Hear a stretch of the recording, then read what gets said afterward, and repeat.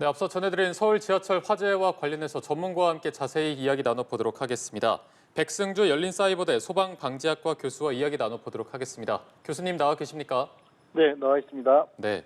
자, 오늘 오전에 굉장히 아찔한 사고가 있었습니다. 오늘처럼 지하철 내부에서 불이 나면 타고 있는 승객들은 많이 당황스러울 것 같은데 가장 먼저 어떤 걸 해야 합니까? 네, 소식을 들은 처음 순간 저도 매우 공포스러운 느낌을 간접으로 느꼈는데요. 예. 일단은 매우 초기 대응 조치는 잘 해진 것으로 전해지고 있고요. 그래서 우리가 이제 유사한 상황에서 우리 시민분들이 어떻게 대처를 할까 보게 되면, 처음에는, 예방 대책은 지하철에서 하게 됐지만 당장 사고가 맞닥뜨린 상황에서는 예를 들어 방화부터 하게 되면 의심스럽거나 이상한 물건을 소지하고 이상한 행동을 하면 반드시 신고를 하셔야 되겠고요. 그 사고 이후로 진행되면 객차 내부마다 비치된 비상전화가 있어서 바로 기관사에게 알릴 수가 있습니다. 혹여 끝에 있는 비상전화 쪽에 접근하지 못하시게 된다면 모든 객차 내부에는 객차마다 번호가 있습니다. 서울 시내 같은 경우는 대부분 4자리 혹은 6자리 되는데요.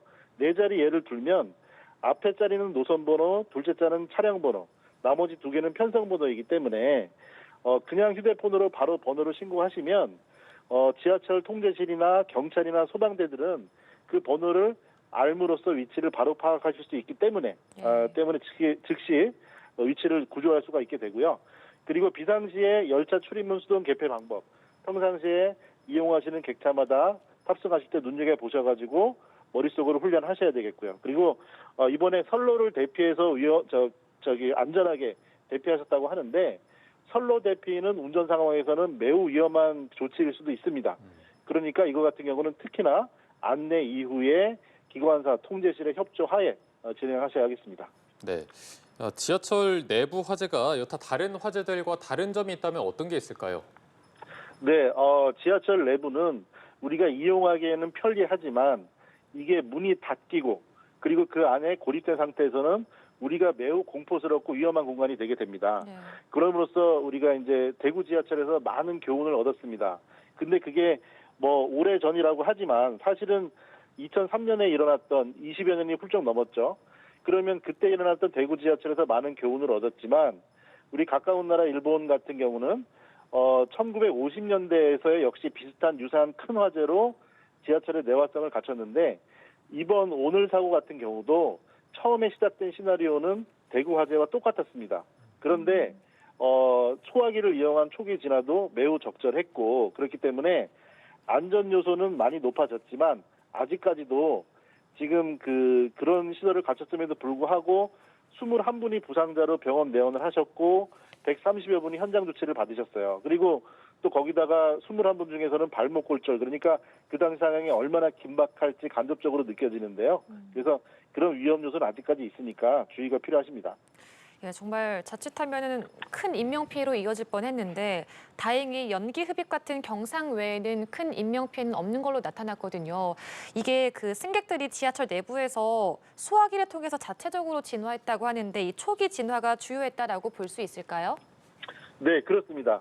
지금 최초 신고 8시 43분, 44분 전해지는 시간 이후에 이제 소방 지휘대가 도착한 게 20여 분 후에 도착을 했고요. 네. 도착했을 때는 초기 진화는 이미 마무리가 되었다고 그 이전에 훨씬 더 된 거죠. 근데 그 상태에서도 소방대가 현장에서 파악하기로도 이제 쓰레기 정도 이런 것들이 탔다 하지만 주변 가연물이나 그을음들이 이 플라스틱이나 PVC 이런 우레탄 폼 재질들이 일부 시트나 원래 구조재들은 다 교체가 됐는데 타지 않는 것들로 변경이 됐는데 그런 것들에 대한 어떤 부속품들, 부착물들 이런 것들에 대한 그을음이 상당히 났을 것으로 보입니다. 연기량이 많이 퍼졌으니까 이게 자칫 초기 소화기를 말씀하신 소화기 사용 시간이 늦어져서 이게 타는 순간으로 넘어가면요.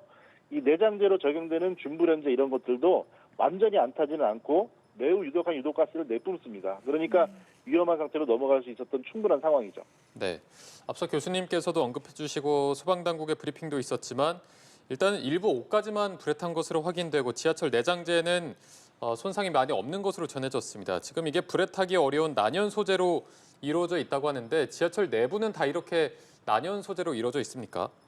네, 그렇습니다. 우리가 내장재를 구분할 때 불연, 준불연, 난연 이렇게 3단계로 구분을 하는데요. 심지어 불연이라고 하는 것조차도 불꽃 하나도 완전히 안 탄다는 개념보다 약 그 일정 퍼센트를 정해서 그 정도가 질량, 무게가 줄어드는 정도가 돼도 불연제를 인정을 합니다. 그러니까 무슨 말씀이냐면 철근 콘크리트 같은 것처럼 완벽히 상당히 1000도씨 이상을 오랜 기간 버틴다 이런 개념보다 예. 초기에 수백 도씨를 상당 기간 버틴다는 정도의 개념으로 봐야 되거든요.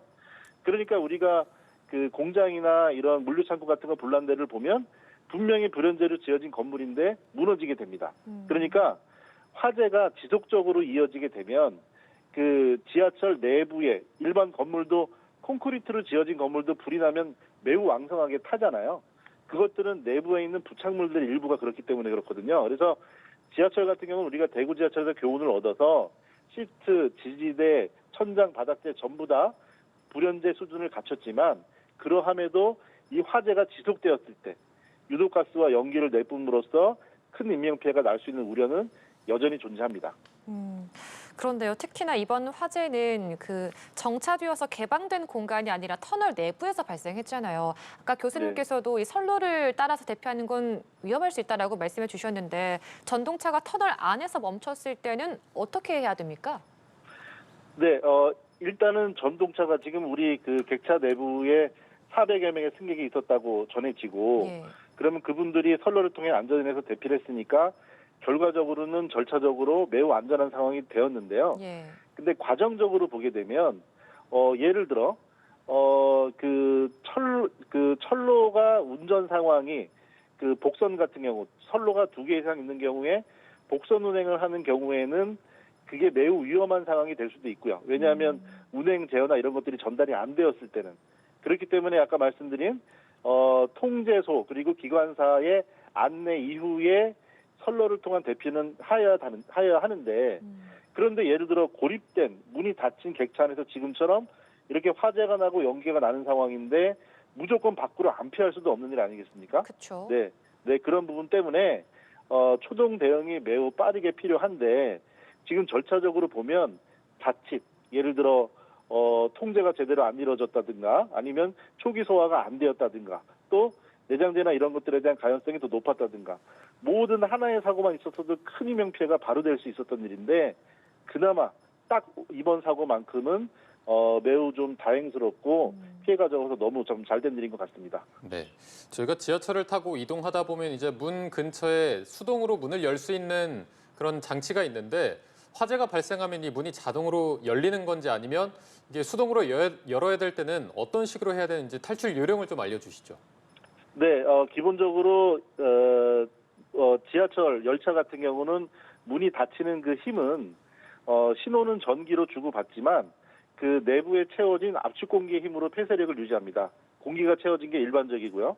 그렇지 않고 전기적 경우도 있습니다. 하지만 사용자 입장에서는 내부 구조까지 아실 필요는 없지만 일단은 그거를 그 폐쇄력을 낮추고 전기적인 경우에는 비상 개방을 누르는 경우도 있지만 대부분의 국내 지하철부터 보면 그 폐쇄력이 닫히기 때문에 밸브를 열어서 그 닫는 힘의 힘을 제거한 다음에 수동으로 열어서 열도록 하고 있습니다.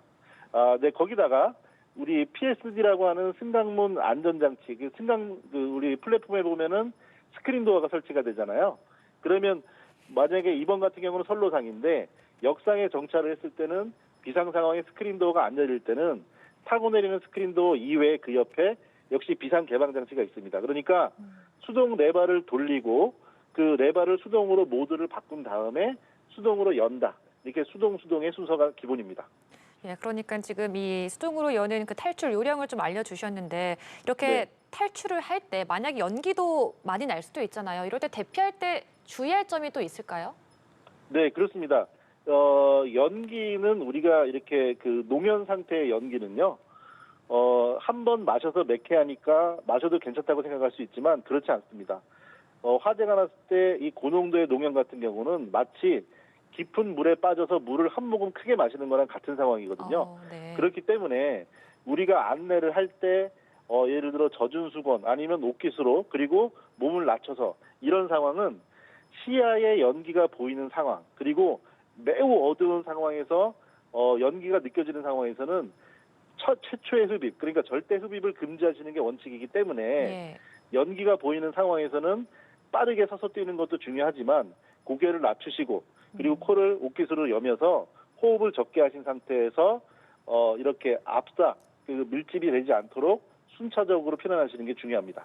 네, 사실 이 지하철이라는 이용사들이 많은 분들이 이용하는 거기 때문에 제가 뭐 모든 분들을 다 조금 수상한 행동이 있다고 해서 눈여겨볼 수 없는 상황이지 않습니까? 지하철 네. 내부 방화 사건 같은 경우에 막을 수 있는 구체적인 방법이 있다면 어떤 게 있을까요? 네, 예를 들어 이거는 소방방재의 조금 외적인 부분이긴 하지만 해외에서도 방재 선진국이라고 부르는 그런 곳에서도 매우 중요한 시기에 중요한 장소는 소지품 검사나 이런 식으로 강화하기도 합니다. 그런데 뭐 그런 것을 바로 한다는 부분은 여러 가지 그 어려운 점이 있으니까 중요한 부분은 예를 들어 지금 대구 지하철도 그렇고 오늘도 그렇고 일단 방화를 할 때는요. 대부분 방화범들은 초기에 망설이는 그 여지를 보입니다. 이건 일반적인 패턴인데요. 그러니까 그 휘발유 어떤 가연성 액체 휘발유 같은 것들을 신나 같은 것을 뿌리려고 한다든지 대구 지하철 같은 경우는 라이터를 막 여러 번 켜본다든지 이렇게 이상한 행동을 보이는 상황에서는 조금 신속하게 신고하시고 가능하시면 조치를 하시기를 또 당부드리는 측면도 저로서는 있습니다. 알겠습니다. 오늘 서울 5호선 지하철 화재와 관련해서 백승주 열린사이버대 소방방재학과 교수와 이야기 나눠봤습니다. 감사합니다. 고맙습니다. 네, 감사합니다.